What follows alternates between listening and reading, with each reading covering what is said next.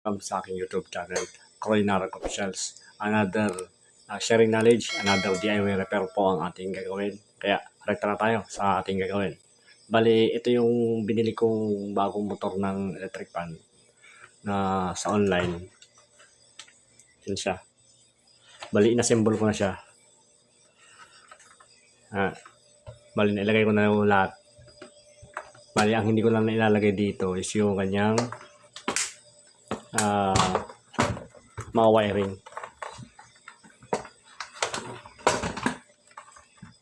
Yung kanyang mga wiring.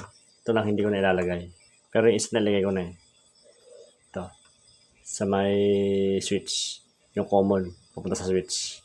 Tapos ito naman. Itong nakabalot na to. Ito yung kulay black. Common naman to. Pupunta to sa motor. Tapos itong tatlong kulay na to is ito yung group of speed. Yung ilalagay natin dito. Ihinang lang natin dito. Kaya yun ang gagawin natin. Tapos pag nailagay ko na, testingin natin yung binili natin motor. Bali, naihinang ko na yung dalawang wire dito. Ito yung kanyang wiring. Yung kanyang number 1 is yung kulay blue. Ito, number 1, kulay blue. Ito yung neutral, kulay 1. Dito sa second, pupunta sa switch. Tapos ito na yung number 1, yung kulay blue. Tapos number 2 is yung white. Tapos yung number 3 yung itong red. Ito hindi ko pa nalalagay. Lalagay ko dito. Sa switch naman, hindi naman kayo mawawala kasi may mga ilang switch na may ganito. Meron siyang marking. Kung mapapansin nyo, yun siya. Meron siyang number, ito yung kanyang 0. Yan, 0. Tapos yung number 1, number 2, tsaka number 3. May ilang switch kasi na ganito yung kanyang setup na meron siyang marking na dito. Kaya hindi ka na mawawala dito sa kanyang pag-wiring.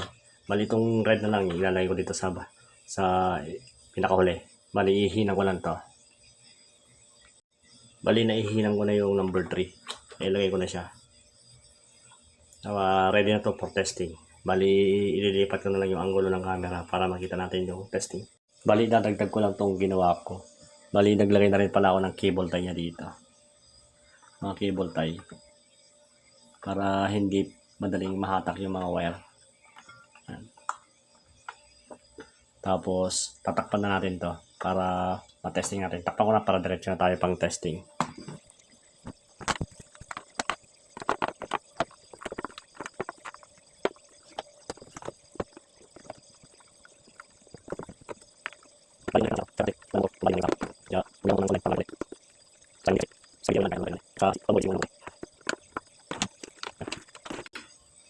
Nalagay ko na.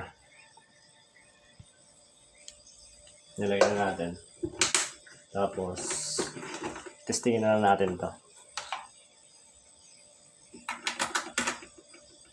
Nilagyan ko lang siya ng LC. Bali, wala kasing kwento eh. Walang takip dito sa likod dahil nawawala yung mga pantakip. Pero sa susunod na siguro, saka ko nalalagyan. Pero ngayon, titestingin lang muna natin kung goods yung ginawa natin para sabi natin okay na okay yung ating build. Wala ako ng LC. Ito, LC pang testing lang. Tapos lock natin.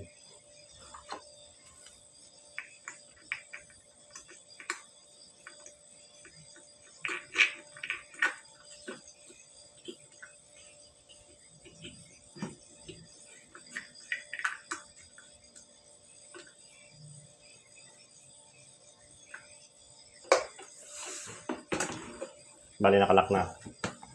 Tapos gagamit na ako ng yung sa aking saksakan. Ito yung indicator light na outlet. Indicator light ako dito eh.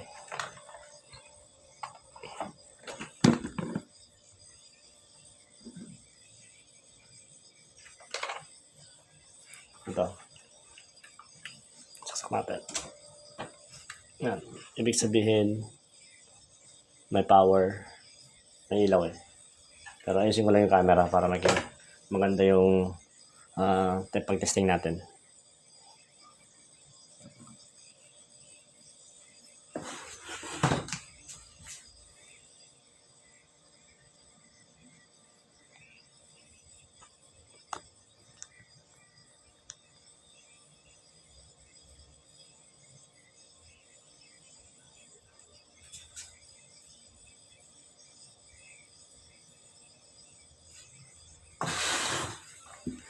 Yan.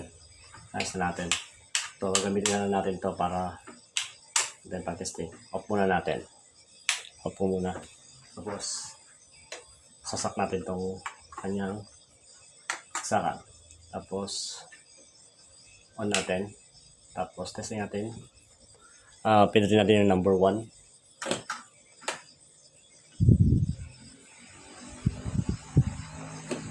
Ito yung kanya number 1. Tapos nagsiswing siya.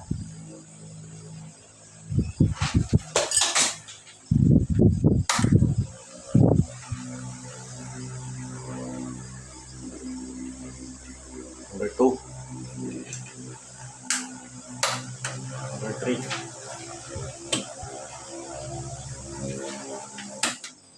Yeah, all goods na. Bali, yun lang yung ating build. Yung ating DIY na electric pan.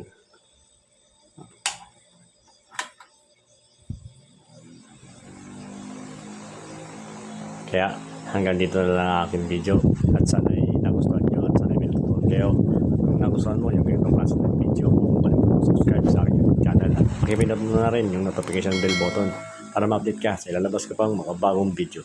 Kaya sa muli, this is Corinara Officials. See you sa next video.